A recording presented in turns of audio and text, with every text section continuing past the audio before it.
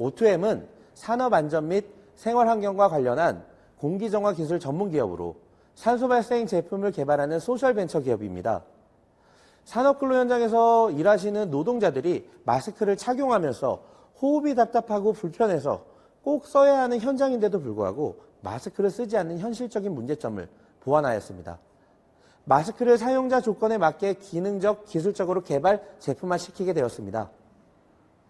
저희는 정부 과제를 적극 활용했습니다. 그중 신용보증재단의 IP 보증제도 1호로 선정되었습니다. 공장 생산 설비, 증설과 사업 확장으로 10억의 매출을 달성할 수 있게 되었습니다. 신용보증재단 IP 보증 제도를 통하여서 담보 제공 없이도 특허 기술만으로 자금을 조달하여 사업을 확장할 수 있었습니다. 기술 기반의 스타트업과 특히 제조 기반의 스타트업은 금융권 대출이 상당히 어렵습니다. 담보 제공 없이 지식재산권 인정만으로도 대출이 가능한 제도는 국내 스타트업에게는 필수라고 생각합니다. 신기술을 인정받아서 사업을 시작해도 초기에 자본이 없는 어려움으로 이 고생이 많은 스타트업들에게는 적극적인 IP 제도를 지원 부탁드립니다. 감사합니다. 우리나라 경제가 첨탑형 경제구조에서 허리가 튼튼한 항아리형 경제구조로 변하려면 소기업, 중기업, 중견 대기업으로 이어지는 견고한 성장 사다리를 구축해야 합니다. 이런 점에서 허리 역할을 담당하는 중소기업, 특히 혁신형 중기업 육성을 위한 스케일업 지원 정책이 절실히 요구되고 있습니다. 중소기업 기술혁신 촉진법에 의한 경영 및 기술혁신 확인 제도가 있지만 창업 후 10년 차 정도에서 성장통을 겪고 있는 중기업의 중견기업으로의 제도화를 위한 지원 정책은 매우 미흡하다고 생각합니다. 따라서 제도만 있다고 충분하지 않고 보다 중요한 것은 그 취지에 맞는 육성 정책이 필요하다고 생각합니다.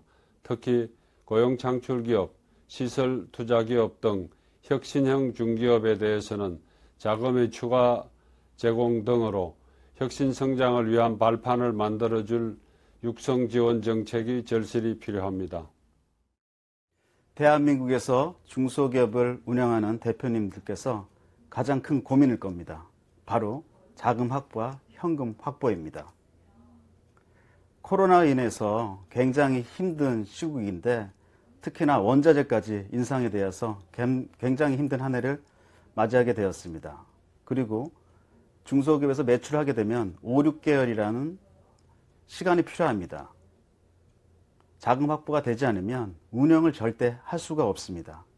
작년에 신용보증기금에서 팩토리라는 제도를 알게 되었습니다. 팩토리라는 제도를 운영하다 보니까 굉장히 기업에 유용한 자금이었습니다. 현금 확보 및 매출 채권의 안정성을 포함해서 기업 활동에 있어서는 가장 필요한 제도인 것 같습니다. 정부에 바라는 부분이 있습니다. 매출 채권에 대한 부분 그리고 팩토리에 대한 부분을 100억이 아닌 정말 1조, 10조가 될 수 있도록 정부에서 자금 확보를 해 주시기 바랍니다. 코로나로 인해 가지고 국내 중소벤처 수출 기업들이 상당한 어려움에 봉착해 있습니다. 해외에서 우리 상품을 구매하기 위해서 바이어들이 들어올 수도 없고 우리 수출 기업들이 해외로 마케팅을 하고 나갈 수 없기 때문입니다. 이러한 상황에서 우리 수출 기업들이 수출을 확대하도록 하기 위해서는 정부의 특별한 배려와 지원이 필요한 상황입니다. 이를테면 온라인과 오프라인을 연계한 무역 전시관을 우리나라의 주력 수출 시장에 세움으로써 우리 기업들이 그 플랫폼을 활용을 해서 해외 수출을 확대할 수 있도록 하는 것이 매우 중요하다고 봅니다. 우리 정부의 적극적인 지원을 요청드립니다.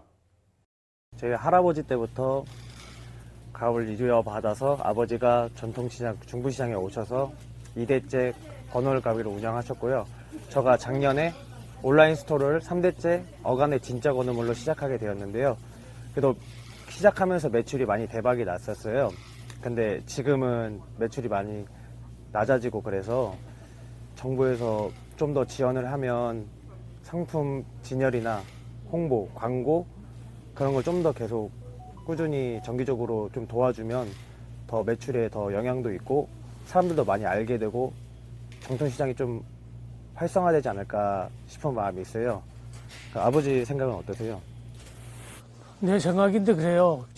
아들이 얘기했지만은 뭐 지속적으로 상인 분들인데 지속적으로 3개월이나 뭐 6개월 이렇게 정기적으로 교육을 이렇게 교육을 시켰으면 좋겠어요. 현재 가업 승계 문제점은 이렇습니다.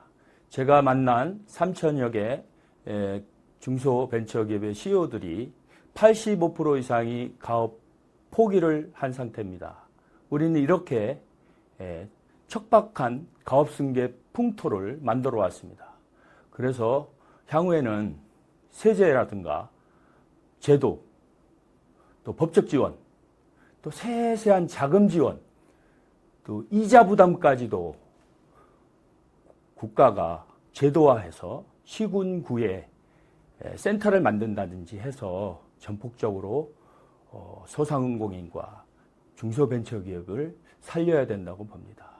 이대로 놔뒀다가 85%가 중소기업 포기하면 나라 망합니다.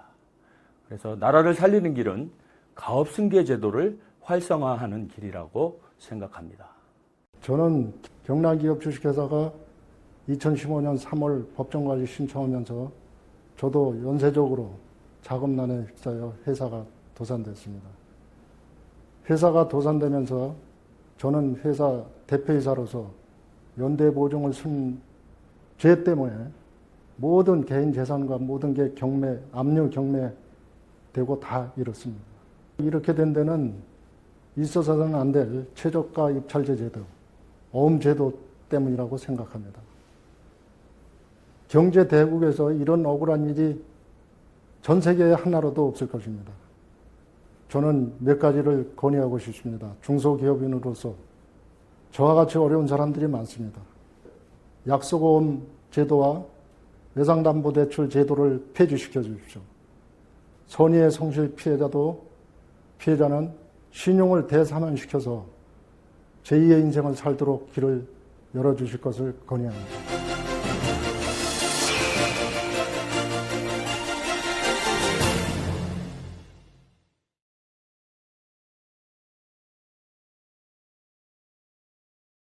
네, 안녕하십니까. 중소벤처금융특별위원회 공동위원장을 맡고 있는 한종관입니다. 그분들이 해주신 말씀을 생생하게 담아서 정책으로 저희들이 그림을 그려냈습니다. 그 부분을 오늘 지금 보고해 드리도록 하겠습니다. 자, 그러면 보고 드리도록 하겠습니다. 우리 위원회에서 현장의 목소리를 바탕으로 준비한 7대 정책 제안 사항을 발표해 드리겠습니다. 먼저 우리나라 중소기업의 현 주소를 살펴보시겠습니다. 중소벤처기업은 기업체 수 99%, 종사자 수 83%, 매출액 49%로서 우리 경제의 뿌리이자 허리이고 일자리 창출의 보고라 할 수 있겠습니다. 네, 그렇지만 최근 보호무역주의의 부활과 팬데믹의 영향으로 글로벌 경제가 요동치고 있습니다. 경기 민감 기업과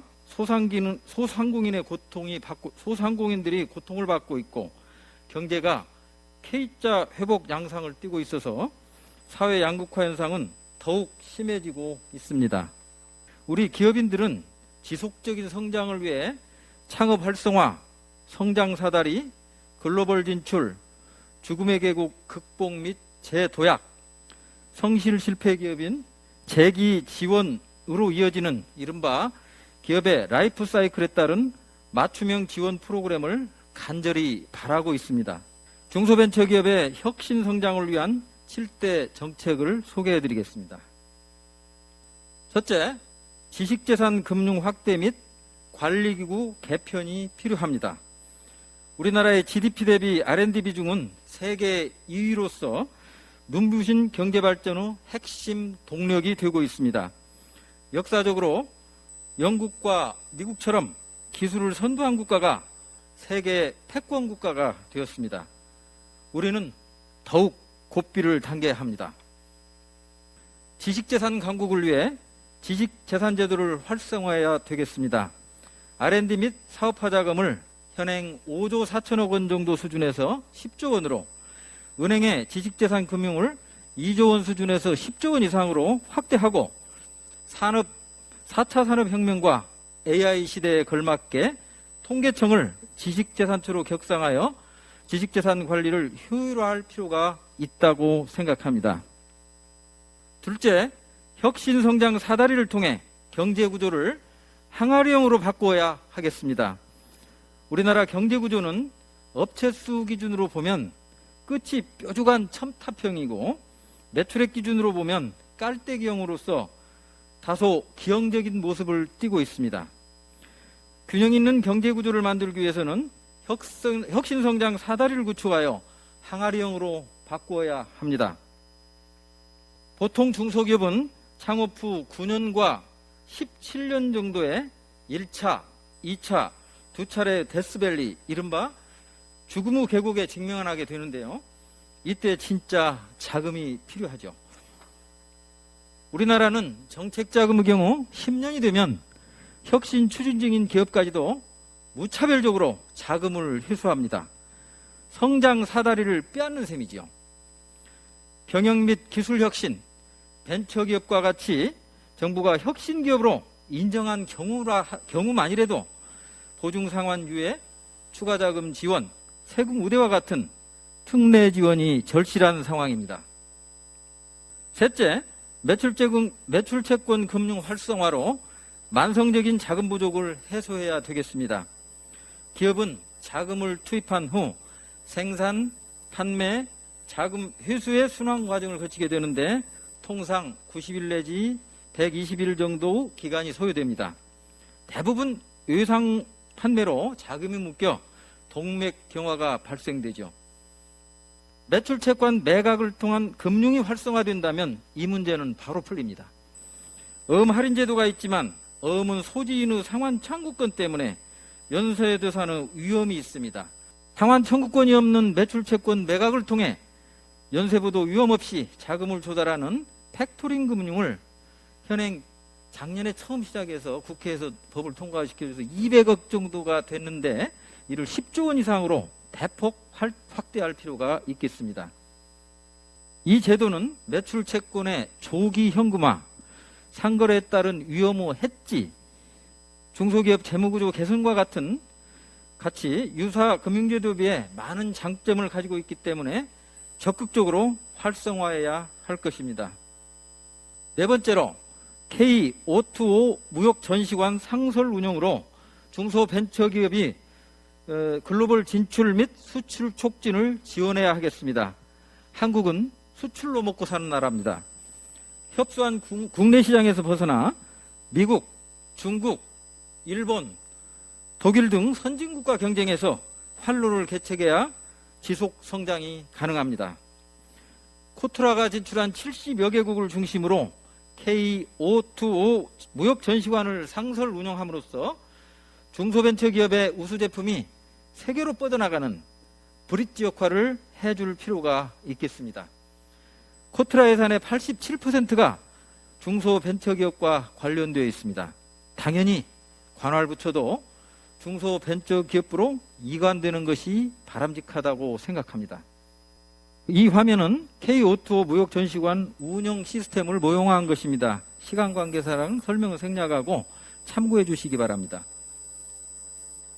다섯째로 전통시장 온택트, 즉 온라인, 오프라인 모두 손님이 북적대는 시장으로 탈바꿈해야 합니다. 현대적인 인테리어, AI 키오스크, 스마트 상점 및 공장, 디지털 교육을 통해 전통시장이 경쟁력을 갖도록 도와야 합니다. 전통시장 상품에 대한 품질 인증, 온라인 플랫폼 입점, 각종 수수료 감면 지원, 배송 인프라 구축, 새벽 배송, 쇼핑 라이브, SNS 마켓 등록을 통해 전통시장의 사업 영역과 경쟁력 강화에 힘써야 할 것입니다. 여섯째, 명문 장수기업을 적극 육성해야 하겠습니다. 우리나라는 100년 이상 된 기업이 불과 8개에 불과하지만 일본은 3만 개, 미국과 독일은 1만 개가 넘습니다. 아직 산업화의 역사가 짧은 탓도 있겠지만 높은 상속세율, 까다로운 사업 승계 요건, 부의 대물림이라는 사회적 부정적 인식이 명문 장수 100년 기업 육성에 장애 요인이 되고 있습니다. 이제 명문 장수 기업을 일자리를 만드는 사회적 자본으로 보고 가업 승계 제도의 패러다임을 전환해야 하겠습니다. 사업 승계 심의위원회를 두어 중소기업 사업 승계 계획의 적정성을 심사하고 상속세, 증여세 유예 및 감면, 공제 한도 증액, 매출액 요건 상향 조정, 사후관리 요건 완화 등의 관련 법률 정비가 필요하다 하겠습니다. 7번째로 성실 실패 기업인에 대한 채무 조정 및 신용 대사면이 절실히 요구된다고 하겠습니다. 기업인은 항상 신용의 공포에 시달리며 삽니다. 사업 실패 시 신용 불량의 족쇄를 차고 창살 없는 감옥에서 평생을 살아야 합니다. 금융 거래가 불가능하면 고금리 사채에 의존하게 되고 높은 금융 비용 때문에 빈곤 후 나락으로 추락하게 되죠. 우리나라 금융채무 불이행자 및 파산자는 약 92만 명으로 평균 가족 수가를 계산할 경우 가족까지 고려하면 208만 명이 신음하고 있습니다.